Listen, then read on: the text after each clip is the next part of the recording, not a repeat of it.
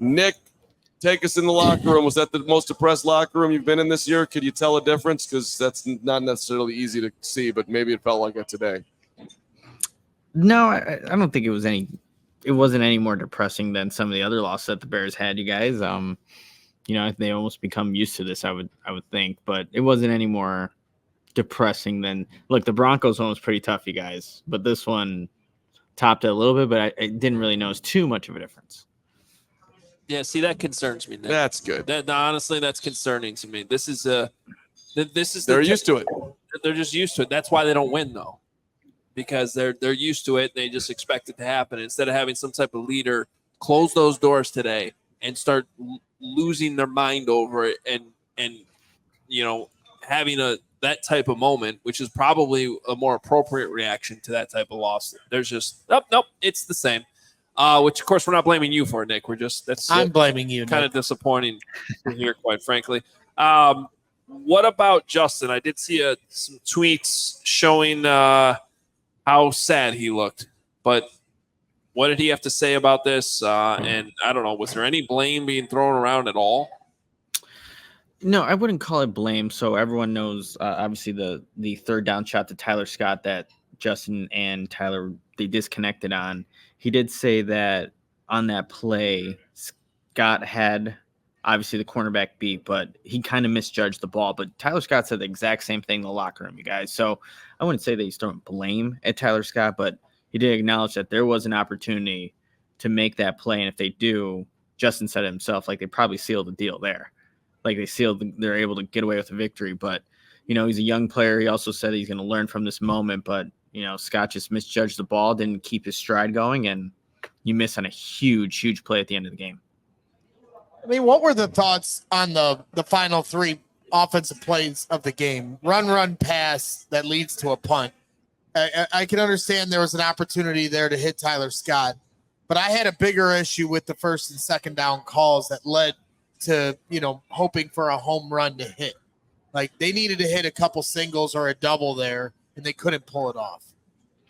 Yeah, it just seemed like it was really conservative. Like they were playing to not lose the game by not wanting to throw the ball. And, the second down play was a read option, and, they hand the ball off to Herbert and obviously don't get much on it. So it just seemed like the Bears, they lacked their aggressiveness towards the end of the game there. And you almost felt that momentum shifting as the Lions were able to make plays and, when they needed to.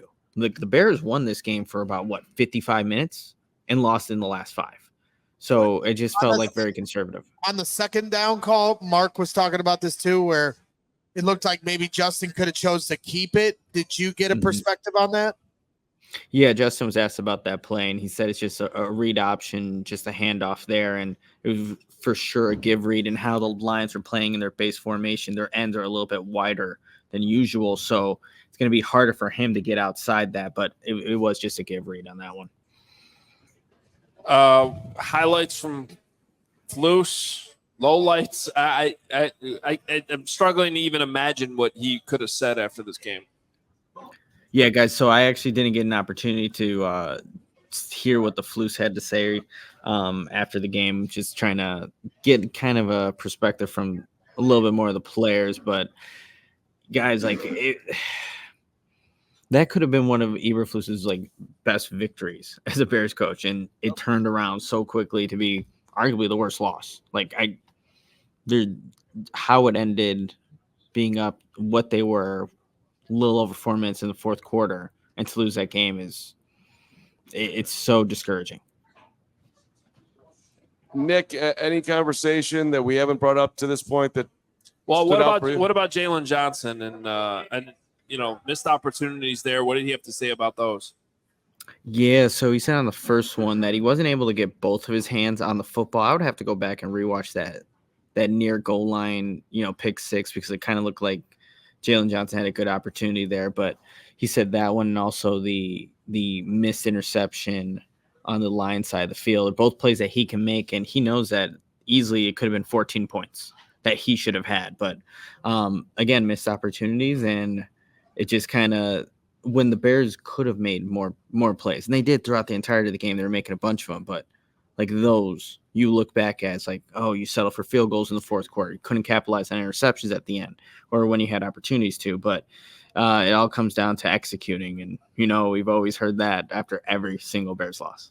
What happened with Dan Feeney and Justin when he got out there? Feeney and him had a moment. Nick, do you have any understanding of that? I know you spoke to Feeney.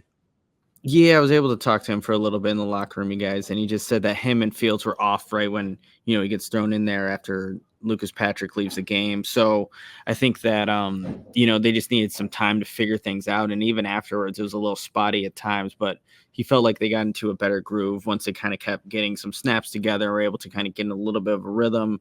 But Dan also said they really liked just how the offense was moving the football. And obviously in that fourth quarter, you want to sell for touchdowns and not field goals. Get touchdowns good, settle for field goal bad. Yep. Nick, were you in for the Matt Eberflus presser? No, he already said that. He was not. Next. Khalil Herbert. Khalil Herbert. What do you got in Herbert? Look good, Nick.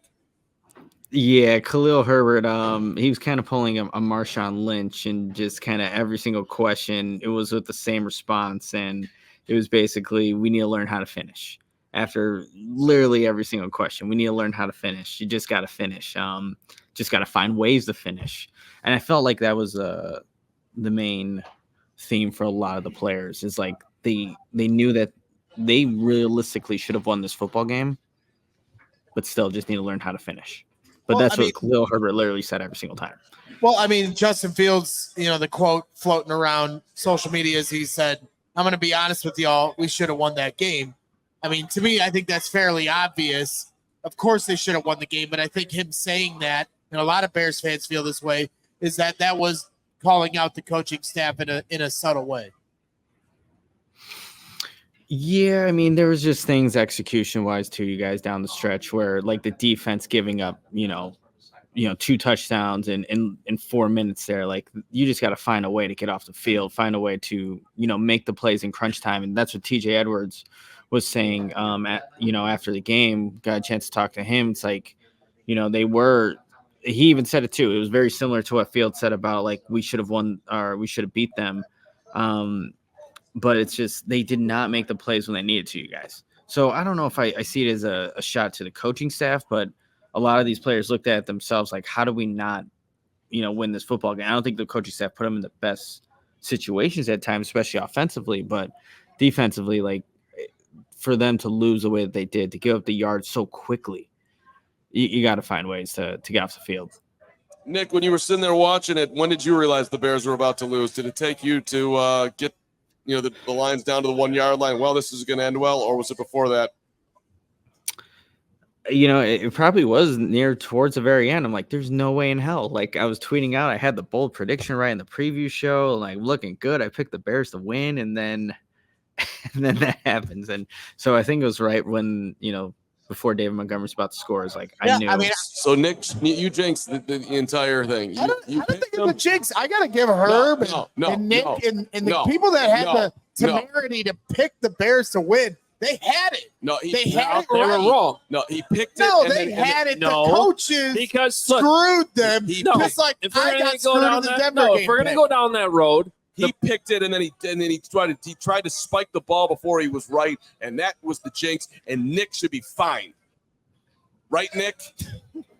Wait, what's spiking the ball? What did I do? Tweeting? You tweeted in the middle of it. I told you that Fields was going to have over 100 yards. I told you that. That. Bold prediction?